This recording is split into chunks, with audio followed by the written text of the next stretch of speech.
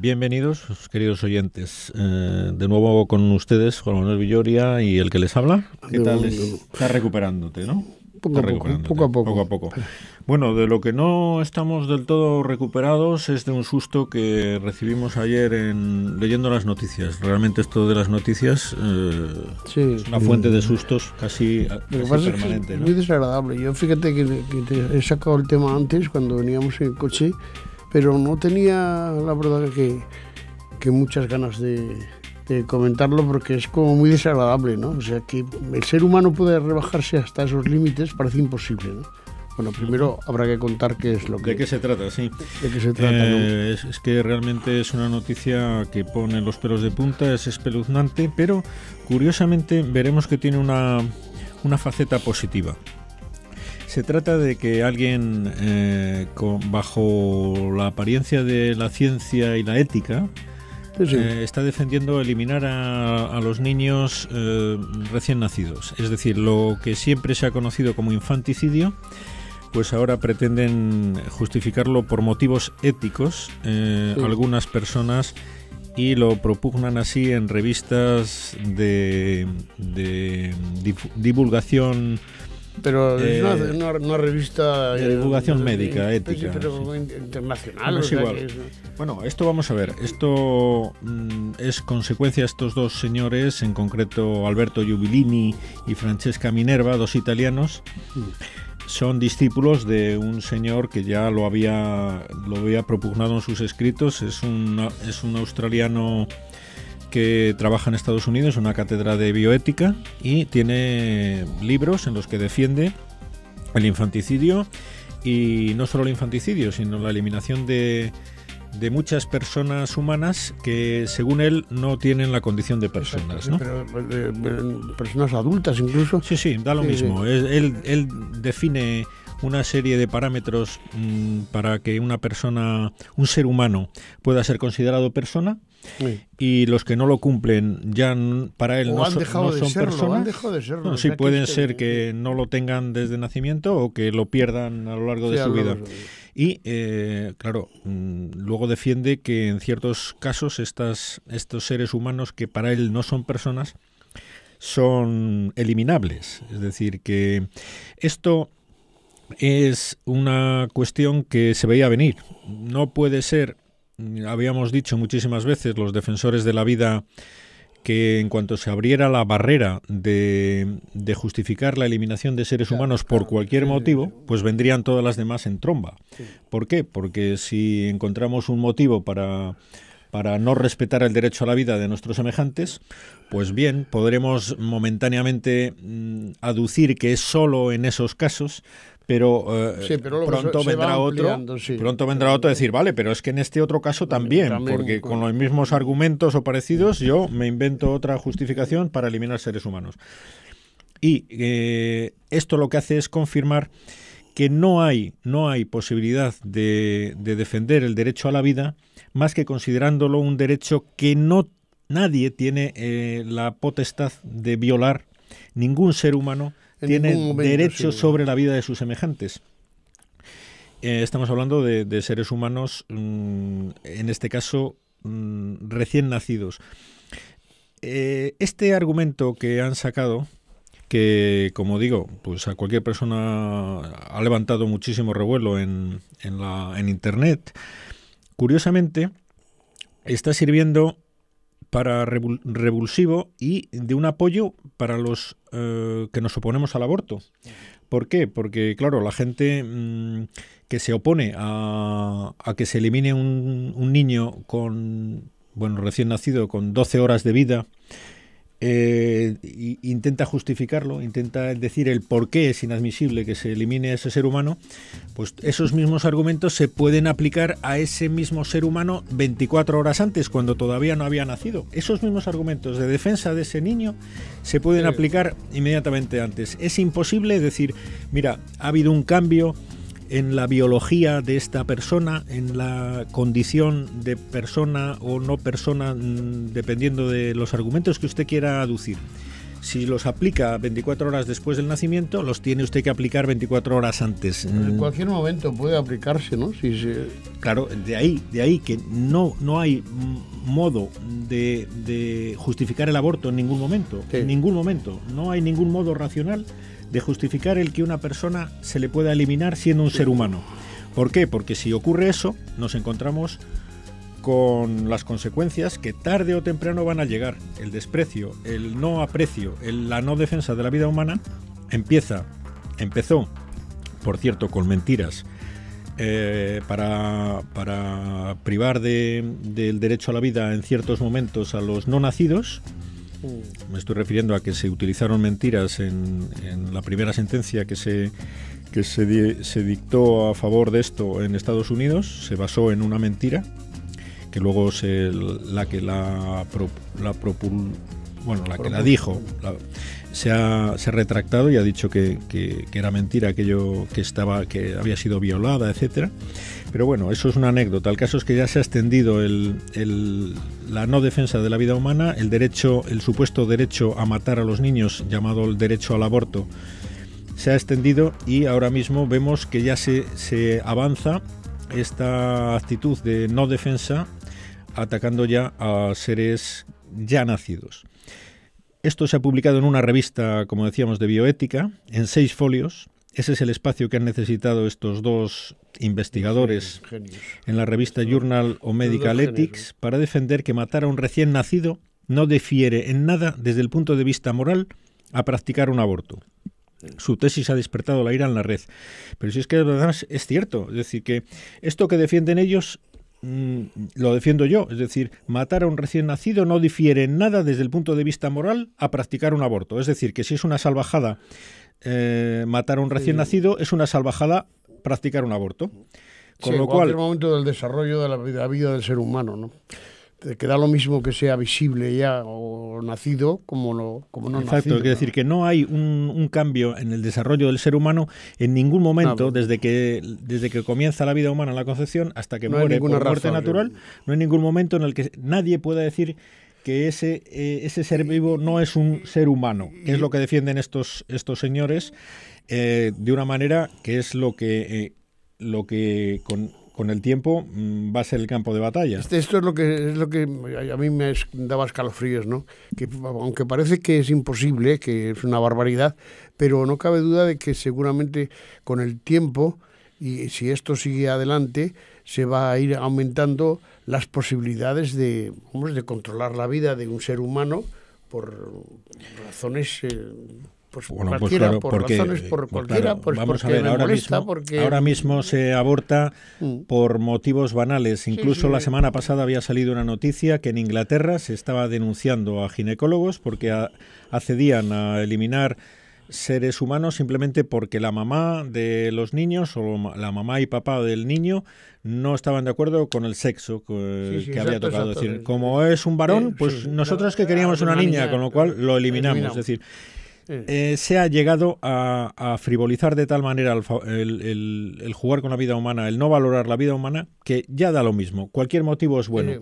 El problema es ese, que ahora mismo eso se puede aplicar después. Es decir, si decimos que no unos padres pueden no querer un hijo porque está enfermo antes de que nazca, que eso hay muchísima gente que aquí en nuestro país lo está admitiendo y lo están considerando por desgracia como normal y es una auténtica aberración, pues si estos señores defienden si alguna de esas enfermedades infantiles no se detecta durante el embarazo y la detectas después de nacer, con el mismo argumento está usted autorizado para matar a ese niño. ¿Por qué? Porque es que, a ver por qué, si antes era legal, era bueno, era ético, ¿por qué no va a ser ético después de nacer? Claro, la gente se ha alarmado de esta actitud, pero es que es lógica. Es que si admite usted que es ético matarlo antes del nacimiento, tendrá usted que admitir que puede ser igual de ético después. Es que es elemental. Por eso esto yo me alegro de que haya surgido así. porque pone en evidencia la falacia de la licitud y de la conveniencia y de que sea ético eliminar seres humanos antes del nacimiento. ¿Por qué? Porque cada vez iremos conociendo mejor y demostrando que no hay diferencia entre antes y después del nacimiento. Hemos dicho en este programa muchas veces algo que a mí me encantaría que con el tiempo viéramos plasmado en el Código Civil, que es el nacimiento. La fecha de nacimiento de una persona no es el momento de dar a luz. Exacto, sí. La fecha de nacimiento de una persona es el momento de ser concebida, cuando empieza su desarrollo como ser humano. Independientemente de que luego, para resolver un problema de matemáticas, tengan que pasar 15, 16 años. Me da lo mismo. Pero esa es la condición del hombre, que durante un tiempo tiene unas facultades y en otras épocas de su vida otras muy distintas, y en los últimos años de su vida va perdiendo esas facultades, unos de una manera, otros de otra. El hecho de que no sean siempre las mismas no significa no quita que ese sea un ser humano con los mismos derechos a la vida en cualquier momento de su desarrollo, desde el comienzo de la concepción hasta su muerte natural. Todo lo que sea salir de esto lleva a aberraciones, a cuestiones que escandalizan a gente que antes admitía el aborto, porque no había pensado suficientemente sobre lo que estaba admitiendo. Pues ojalá esto sirva para que de nuevo la gente se replantee las falacias sobre el aborto, sobre que es un derecho. Esto había que quitarlo, arrancarlo de raíz de la mentalidad actual. Hay que recordar, pues, al respecto, pues palabras, por ejemplo, de Juan Pablo II, que fue muy claro con respecto al derecho a la vida, que es incompatible con el derecho al aborto, porque es que si hay un derecho a la vida que es basado en la naturaleza del hombre, no puede haber un derecho a eliminar la vida humana de quien tiene por naturaleza derecho a la vida. Es decir, que lo primario es el derecho a la vida de cualquier persona que ya está concebida. Y esto lo puede entender todo hombre, dice el Juan Pablo II en su encíclica sobre la vida humana. Todo hombre abierto sinceramente a la verdad y al bien. Caramba, pero es que esto hoy día es mucho pedir, ¿no? Hoy día es mucho pedir esto. Hombres abiertos a la verdad y al bien, amigo. Cada día menos, ¿no?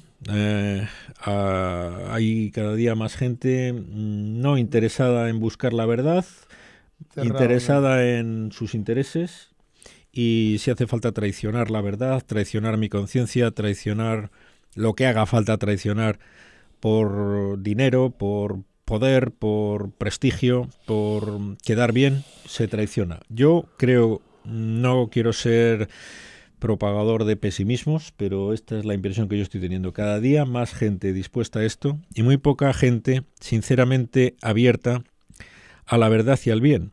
Y solamente entre estas personas abiertas a la verdad y al bien, aun entre dificultades e incertidumbres, puede con la luz de la razón llegar a descubrir en la ley natural escrita en su corazón, el valor sagrado de la vida humana desde su inicio hasta su término, y afirmar el derecho de cada ser humano a haber respetado totalmente este bien primario suyo.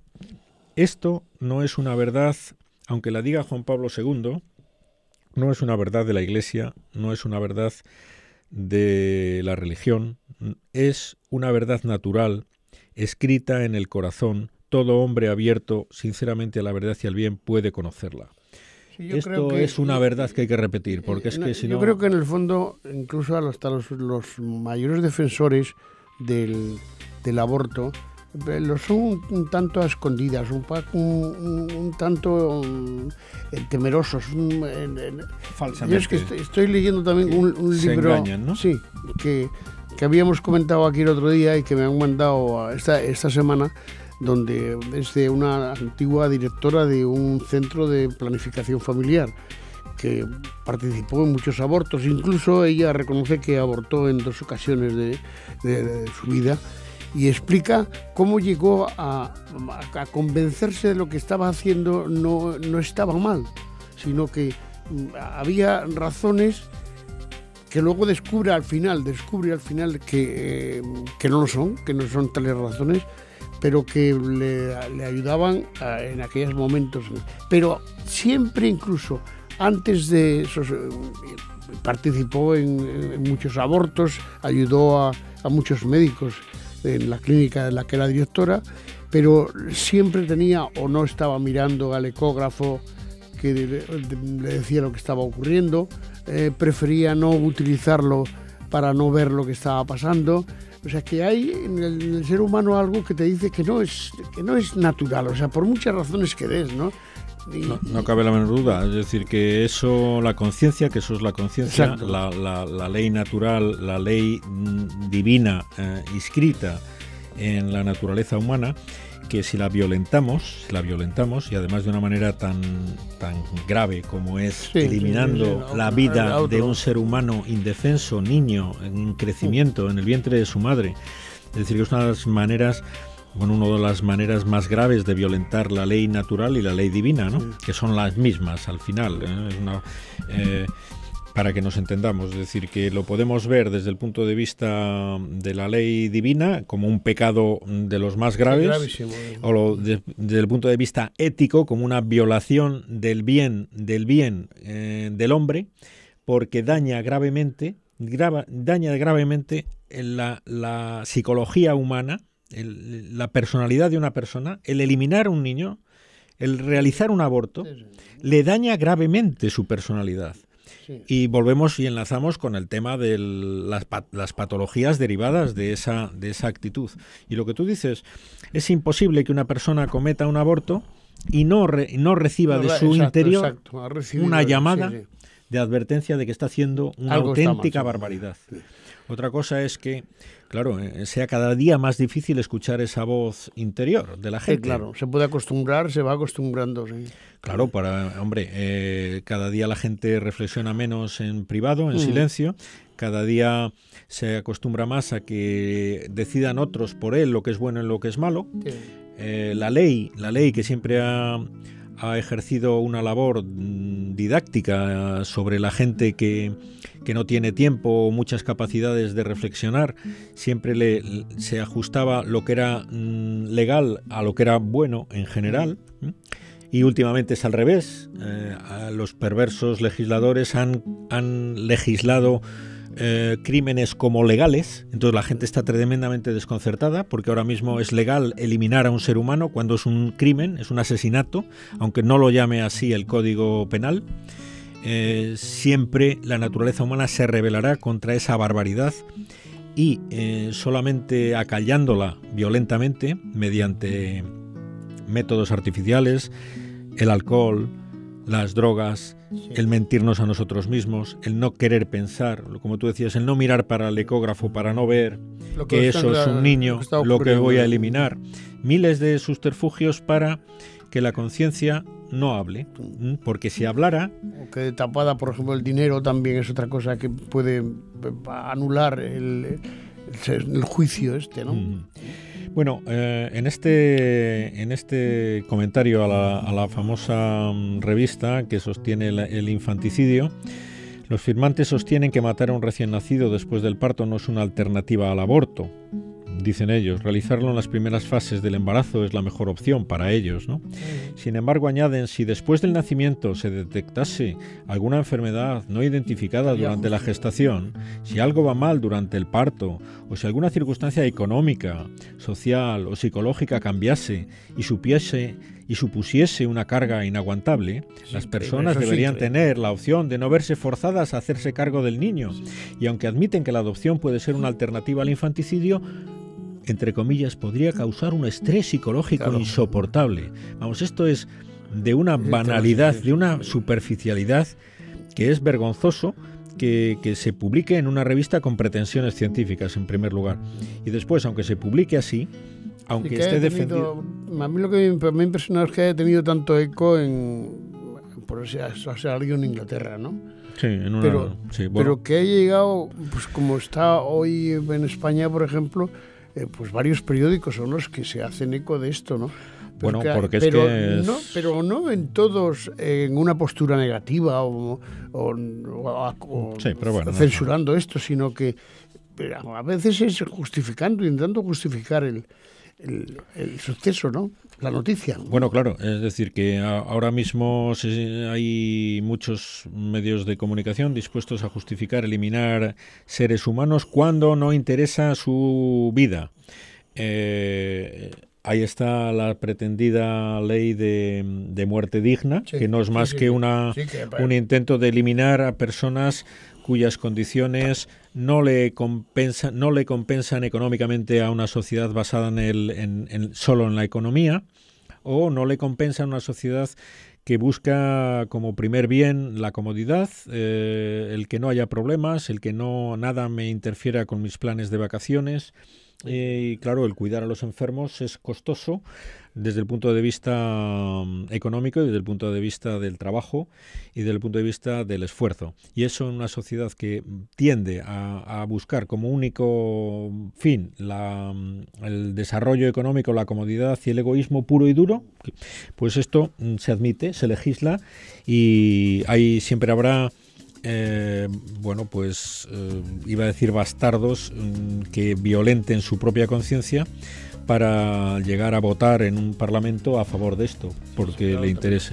Bueno, y es que además porque la noticia viene en relación a esta semana, también se habla de el número de ancianos que habían sido abandonados hasta este momento, por ejemplo, pero en España, abandonados en los servicios de urgencia de los hospitales, donde habían sido llevados por sus familiares, pues ante una dolencia o un malestar normal de una persona mayor, ¿no?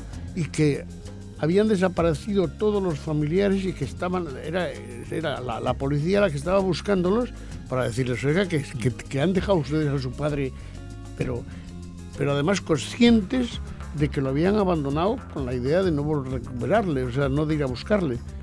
Pero daba cantidades enormes de gente. Me parece mentira que pueda ocurrir esto. No, a mí no me parece mentira, porque es lo que se está sembrando en la sociedad actual. Sí. Está basada en esos valores que acabamos de decir antes, que es la comodidad y la consecuencia es esa, entre otras cosas. Pero bueno, una de las consecuencias que estábamos hablando hoy es la pretensión del infanticidio. La defensa del infanticidio, que han realizado 2 bioéticos en una revista médica, ha prendido la mecha de la polémica. Varios expertos consultados por El Mundo, el periódico, ponen en contexto sus ideas y valoran la cuestión. En concreto, habla aquí de María Lacalle, directora de la Cátedra de Bioética y Biojurídica de la Universidad Francisco de Vitoria. Este artículo forma parte de una corriente de opinión minoritaria, pero creciente, que defiende que no todo ser humano es persona. Aquí está el quid de la cuestión.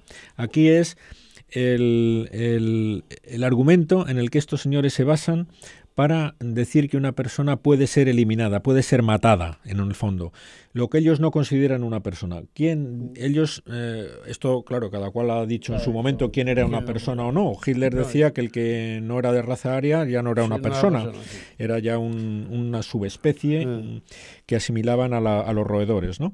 Hitler decía eso. Estos señores dicen que solamente es una persona sí, ser humano capaz de proyectar, de planificar su futuro. Sí. Bueno, pues eso es otra barbaridad como la de Hitler, porque el que no haga eso, el que esté dormido, el que esté enfermo, el que se dé un golpe en la cabeza, el que sea un niño que todavía no tiene capacidades de planificación, pues no es una persona humana para ellos y se lo pueden eliminar. Es decir, al final se quedarán que solo tendrán derecho a la vida.